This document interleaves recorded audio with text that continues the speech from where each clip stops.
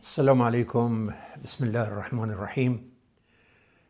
This is Imam Elahi, it's Dearborn Heights, Michigan, United States. And today is June 19, 2025. Actually, we call it Juneteenth as an anniversary celebration in African American community of occasion of liberation. Say congratulations to our brothers and sisters in African American community. I decided to make this message for everyone, and especially for President Trump, because I'm extremely nervous of what is going on between Israel and Iran at this time. Of course, the problems in Lebanon and in Gaza, the genocide in Gaza still continues, and today 7 more Palestinians were killed in Gaza, and also daily killing in Lebanon, bombardment in Yemen. But the most urgent and most dangerous situation at this time is a war that's going on between Israel and Iran. We all were surprised last Friday when this aggression, surprise attack by the Israeli Air Force against Islamic Republic of Iran. Obviously, there was no rational, no moral, and no legal justification for such a surprise attack.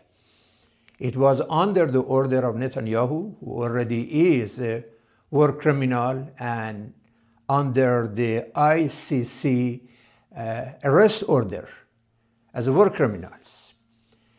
And we know him as a person of tension and person who is looking for chaos, not for peace and stability in the region and the world. We know just recently he survived with only one vote in Knesset in Israel. So he loves to continue this brutality, this bloodshed in the region, so he can get more popularity and attention among those Israelis who are unfortunately brainwashed with his lies, with his propaganda, and with his disinformation and misinformation. President Trump, you wrote a letter to Iranian leader asking them to come to table of negotiation. And they replied positively. They met with your representative in Oman and Rome 5 times. They were about to have the 6th round of negotiation in Oman. And you mentioned that as negotiations continue, there should be no Israeli attack on Iran.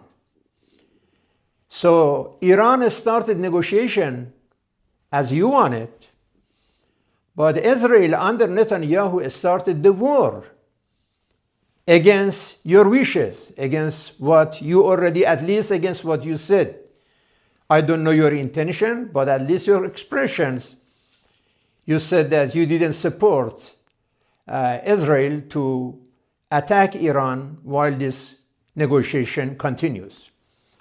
They attack not only the Iranian nuclear sites and military sites and killing so many military commanders and soldiers, but also thousands of civilians, men, women, and children in the residential areas, in the hospitals, in their apartments. So the situation is so dangerous. They attack even the hospitals.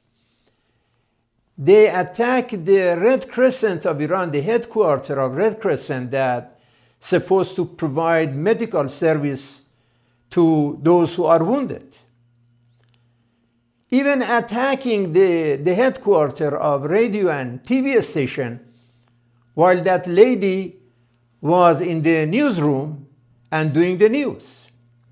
This is coming from Netanyahu, who was crying for the freedom of women in Iran, and now killing the journalists a female journalist.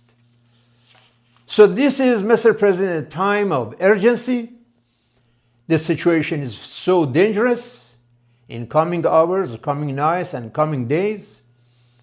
People are dying, people are wounding, people are in pain and sadness, both in Iran and also occupied territories and in Tel Aviv and Jerusalem and Haifa and everywhere else. We need an urgent diplomacy now. I ask you to send J.D. Vance, your vice president, and Stephen Witkoff to continue the negotiation, to go to Oman, to go to Rome, to go even to Tehran. We need diplomacy.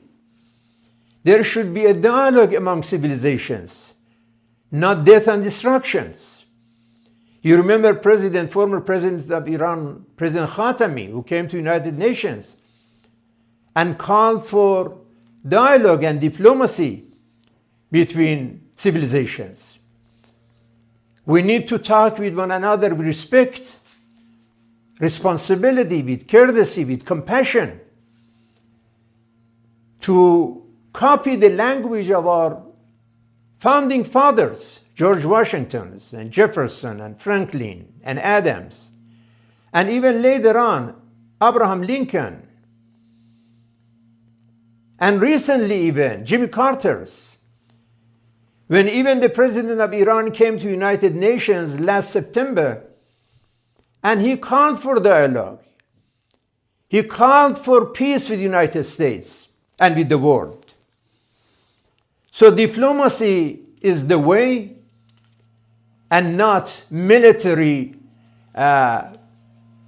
operations. That is dangerous for all. That's dangerous for all.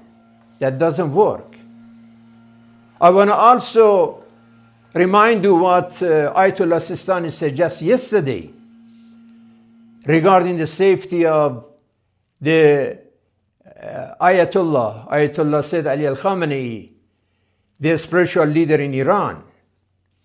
Ayatollah Sistani from Iraq, he warned United States and the world about the threatening language of Netanyahu and his government of talking about assassination of Ayatollah Khamenei. And Ayatollah Sistani warned that this may cause a huge global chaos. It's not a joke. Ayatollah Khamenei is not only in a position of a political power in Iran, but religiously he is marja' taqlid.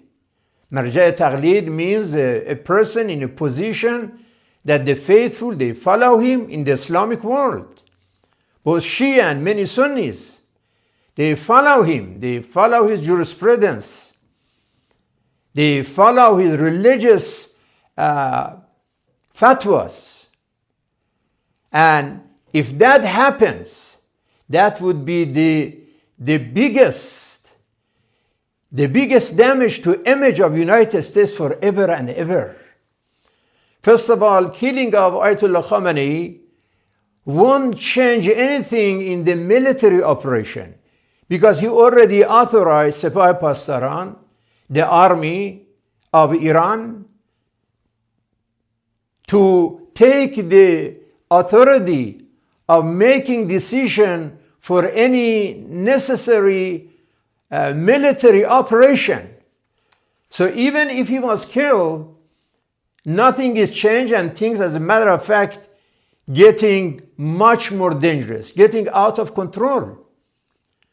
What kind of weakness for Israel and for whoever supports Israel to kill a man, a scholar, a marja', a religious authority who is 86 years old already.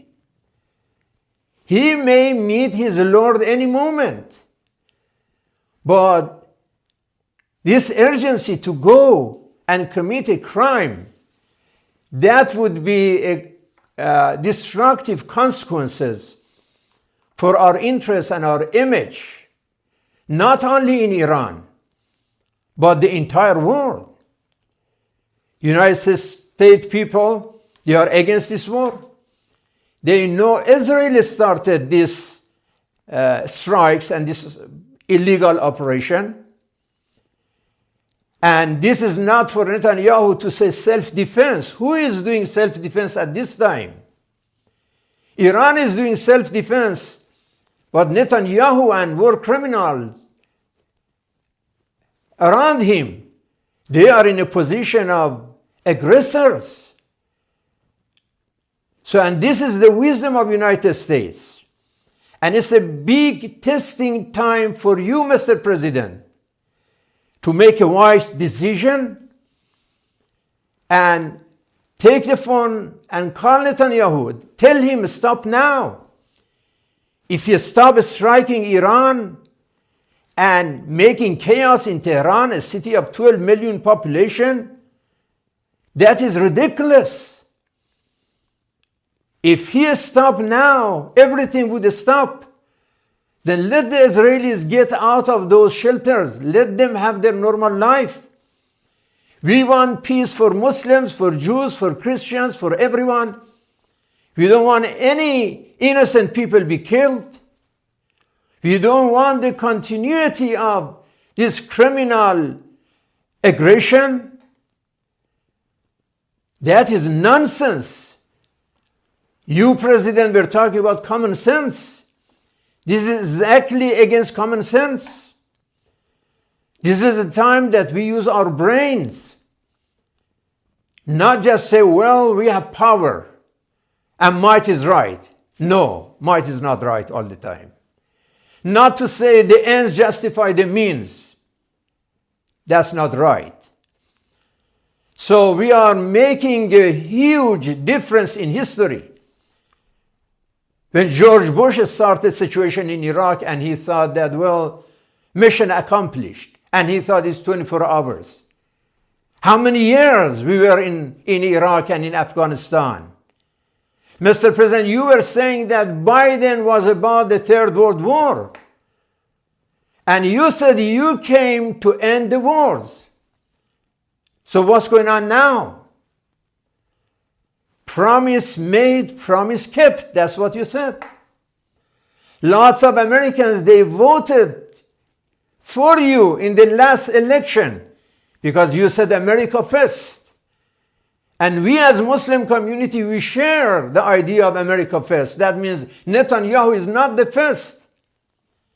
Israel shouldn't be the first. America should first. You were talking about let's make America great again, and we agree. But to make America great again is not just military, because you were talking about the faith values and family values. And our understanding, our impression was that America becomes great with faith values and family values, not with force and military operation. That doesn't make us great again. And finally, again, you were talking about ending the war. Be a president of peace. And that is something that we are hoping to see. What is going on now is threatening our trust. And you should be very careful not to be deceived by the man called Netanyahu, who doesn't care about anyone except himself. He doesn't care about Jews. If he cared, for 20 months, thousands of Jews in Israel, they are demonstrating almost every day to have a ceasefire in Gaza. He doesn't care. He doesn't listen. And obviously, he doesn't care about American interests either. He is killing not only the Palestinians. How many Americans were killed by these gangs over there? American citizens, they killed them. So we pray for peace. But Mr. President, we pray because we don't have any other power. And we pray for peace. But you, in addition to prayer, you have also power. We pray, but you have to use your power to stop this war. For America to get more direct involvement. We know that Israel could not survive without your support even one day. Although Israel is saying that the most powerful army in the Middle East, and it has all the power, and Iran doesn't have any support from anybody, not even allies like China or Russia or no one else. But still, a country under sanction for almost 50 years, under attack, and defending itself, and still Israel needed your support, and you provided all the support. But I'm so worried that American direct involvement in this war would make more chaos in the Persian Gulf, in the Arab world, in the Muslim world, and it's not mission accomplished in 24 hours, just going and some strikes. We are dealing with a population of more than 90 million people in Iran. And for Netanyahu to come and say, well, I want freedom for them, they are making joke. A lot of Iranians might be against even the policies of their own government. But they care for their land, they care for their country, they care for their future and for their children. They don't want to see that Netanyahu is providing democracy. If Netanyahu was able to provide democracy, the Gaza should be a heaven now. Why he didn't give democracy to Palestinian people? Why he didn't give freedom to any of them? He is a liar, lie. And using this campaign of kind of terrorist propaganda to make this psychological war and bring more fear for Jews, Muslims, and Christians in the area. And you are the only person who can save the area and save the world by stopping this man. Just call him and say, stop now. We don't want any more strikes, any more explosion, any more death of either parties, regardless of their religion or race or language. You are looking for peaceful coexistence of people, and we pray for that. So please, do a right thing on the right time, in the right place, and save the area from these war criminals.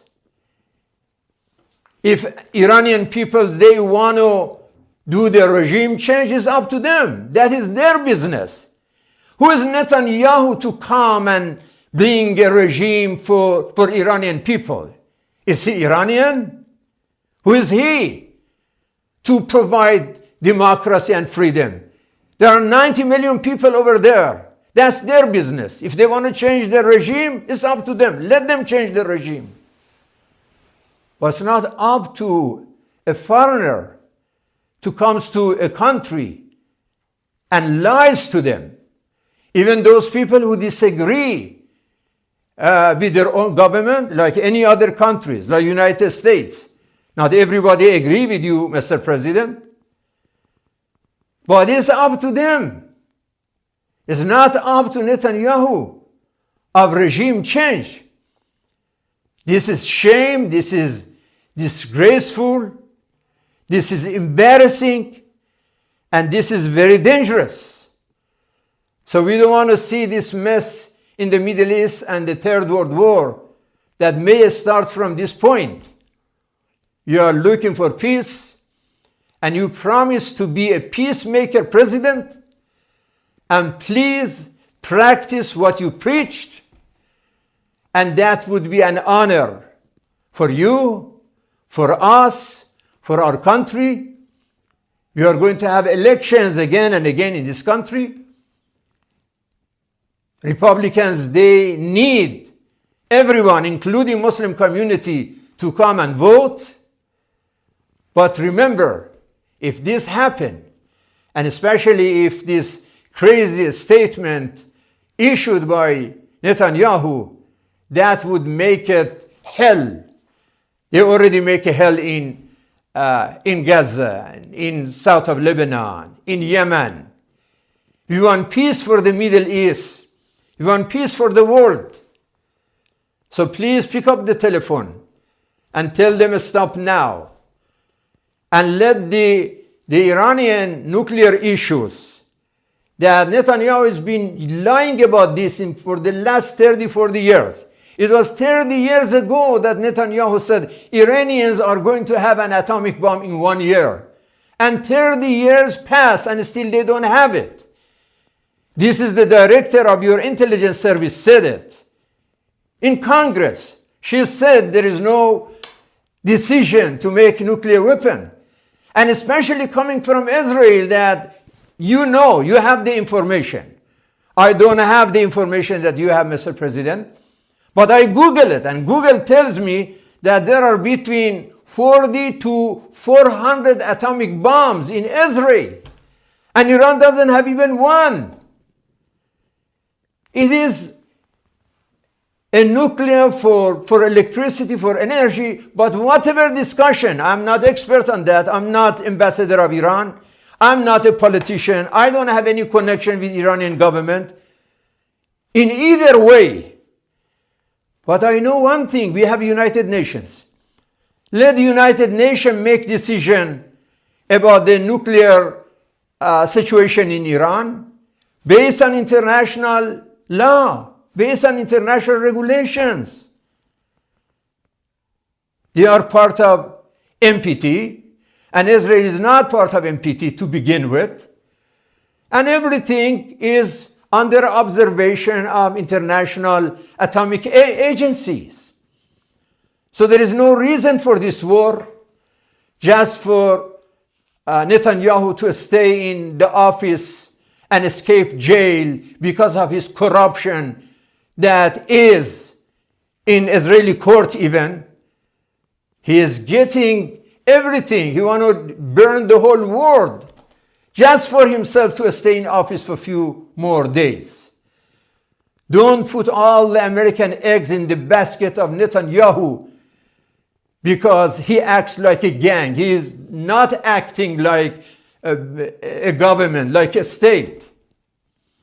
He is the biggest and most dangerous force of anti-Semitism. He is creating anti-Semitism and hate in the world with his actions. The whole world against his policies. And we don't want this to continue. So I'm nervous, I'm under so much stress because I see the civilians are dying. I see all the residential areas under bombardment. The hell is going on now in the region. I pray. But Mr. President, you have the power. Practice your power and produce peace. ربنا أفرغ علينا صبرا وثبت أقدامنا وانصرنا على القوم الكافرين. I said this from my conscience, so you would remember that I said it as my religious duty. I said what I was supposed to say. And God is the witness that I called for peace, and I said that this aggression is illegal, it is immoral, it is irrational, and it might stop. It must stop, and it must stop now. Thank you so much, President, for listening to this message. I doubt you get it, but I hope somebody from the White House or Congress. As a matter of fact, I have a meeting with some Congress people this afternoon. And I have a meeting with the head of the Republican Party in Michigan just this afternoon. I'm going to share this